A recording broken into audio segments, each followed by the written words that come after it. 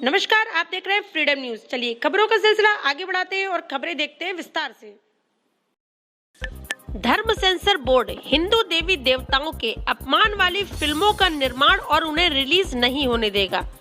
ऐसी फिल्मों के अलावा डॉक्यूमेंट्री, वेब सीरीज और मनोरंजन के अन्य दृश्य माध्यमों पर इस बोर्ड के जरिए अंकुश लगाया जाएगा, ताकि फिल्मों के नाम पर सनातन संस्कृति पर हमले को रोका जा सके।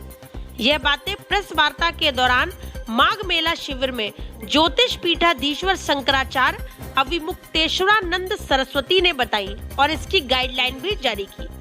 हाल ही में सैफ अली खान की फिल्म आदि पुरुष का ट्रेलर रिलीज होने के बाद धर्म जगत में आस्था पर हमले को लेकर बड़ा तूफान खड़ा हो गया था। इसके बाद स्वामी अविमुक्तेश्वरानंद सरस्वती ने धर्म सेंसर बोर्ड का गठन किया। इस बोर्ड में धर्म संस्कृति के क्षेत्र से जुड़े कई दिग्गजों को शामिल भी किया गया। फिलहाल इस बोर्ड के अध्यक्ष की जिम्मेदारी शंकराचार्य स्वयं संभाल रहे हैं।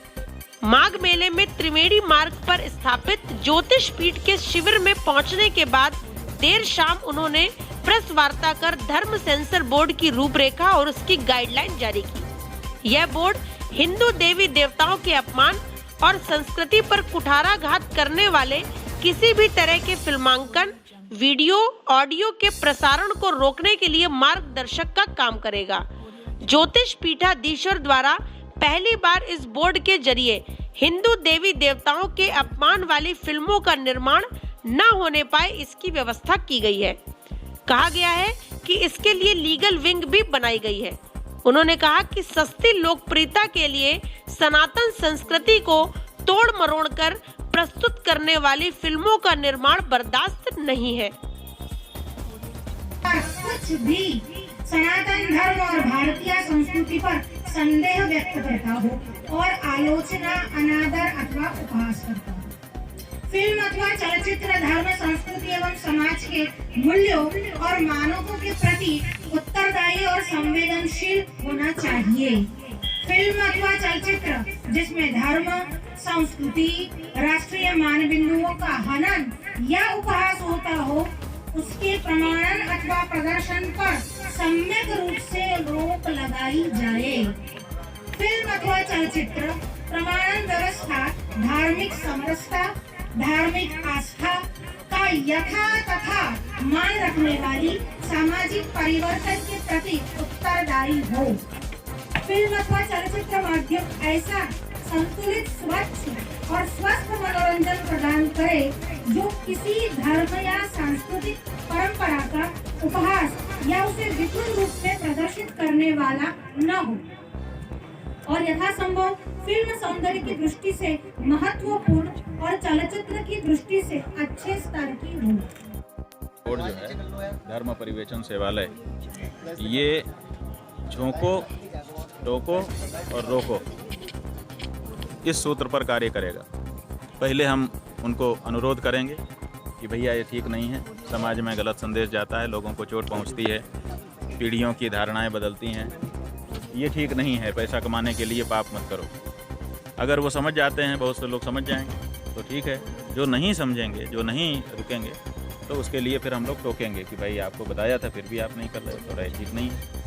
और फिर अगर उसके बाद भी नहीं, तो फिर रोकने के लिए जो संविधान ने हमको अधिकार दिए हैं, उनका उपयोग करते हुए न्यायालय आदि का सहारा लेते हुए हम उनको। क्या लग रहा है कि सेंसर बोर्ड जो पहले से वो ठीक काम नहीं कर रहा है? देखिए, सेंसर बोर्ड काम कर रहा है, ऐसा नहीं है। सेंसर बोर्ड अगर ना होता तो जाने कितनी मनमानी हो जाती। सेंसर बोर्ड अपना काम कर रहा है, लेकिन क्योंकि उसमें कोई धार्मिक विशेषज्ञ नहीं है, इसलिए धार्मिक विषय कहाँ तक चुभ जाएंगे किसके हृदय में, ये वो नहीं जान पा रहा है कोई। तो उस कमी की पूरी पूर्ति करने के लिए हमने ये धर्म सेंसर बोर्ड। क्या लगता है फिल्म निदेशक भी इस धर्म सेंसर बोर्ड से मिलकर के पास कराएंगे? देखिए, ऐसा है कि जो निर्माता हैं फिल्म के, उनकी भी अपनी समस्या है। वो कहते हैं कि हम एक फिल्म बना देते हैं, बाद में तोड़ फोड़ होने लगती है, फिर हमको बड़ी समस्या से गुजरना पड़ता है, हमारी रात की नींद खराब होता है ना। तो ऐसी परिस्थिति में वो भी तो चाहते हैं कि कोई ऐसा संस्थान हो जिसके सामने हम अपनी बात को रख दें और फिर वो कहे कि हाँ ठीक है, अब तुम दिखा सकते हो, और फिर उसके बाद अगर कोई आपत्ति आती है तो वो लोग आपस में बात करें। तो वो भी चाहते हैं। अभी जब हमने दिल्ली में इसकी घोषणा की तो उसके बाद से अनेक निर्माताओं ने हमसे संपर्क किया है कि हम भी आपको अपनी पीड़ा समझाना चाहते हैं, आप हमारी बातों को भी सुनिए। हमने कहा है कि हम समय निकालेंगे, आपकी बात को भी सुनेंगे, किसी समय उनसे भी बैठक होगी हमारी। कौन कौन लोग रहेंगे इस? अभी हम लोगों ने 10 लोगों की टीम हमारे सहित तैयार की है। अभी आप गार्गी पंडित जी को सुन रहे थे, सुरेश मनचंदा जी को सुन रहे थे। इसमें डॉक्टर PN मिश्रा जी हैं जो विधि विशेषज्ञ हैं, इतिहास के जानकार हैं, संस्कृति के, धर्म के, सबके जानकार लोग हैं और पुरातत्व के भी जानकार। अच्छा, फिल्में ऐसी बन रही हैं कि जो धर्म को ठेस पहुँचा रही हैं? हाँ जी, धर्म को ठेस इसलिए इस तरह से पहुंचा रही हैं कि धारणा बदल दे रही हैं। आपको हम एक उदाहरण बताएं, एक सीरियल आया जिसको थोड़ा हमने देखा, यम है। तो यमराज के बारे में हम लोगों ने शास्त्रों में पढ़ा था, यमराज की एक अलग छवि हमारे मन में थी और हमने देखा कि एक अलग ही तरह से एक आदमी गदा लेकर के चमड़े का जूता पहने, कोट पैंट पहने खड़ा हो गया है, सींग लगा कर और कह रहा है, वो धारणा ही बदल जा रही है। तो जो नया बच्चा देखेगा समझेगा कि यम ऐसे होते हैं, तो ये ठीक नहीं है ना। ऐसे अनेक दृश्य हैं। तो उससे क्या हो रहा है कि भावी पीढ़ी के मन में जो हमारे शास्त्रों की स्थापित धारणाएं हैं वो बदल जा रही हैं, इसलिए हमको चिंता हो रही है। ये फिल्में भी आ रही हैं? हाँ, फिल्में हैं, धारावाहिक हैं, OTT प्लेटफार्म पर। देखिए, सेंसर बोर्ड से बचने का तरीका निकाल लिया कि जो फिल्म सेंसर बोर्ड से पास नहीं हो सकती है उसको OTT प्लेटफार्म पर दिखा दें।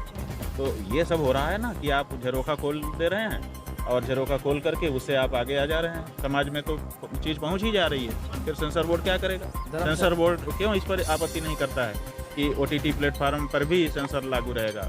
ये समस्या है। गाली गलौज और नग्नता भी फैलाते हैं। भाई, गाली है, गलौज है, नग्नता है, अश्लीलता है, अपसंस्कृतिकरण है, क्या नहीं है?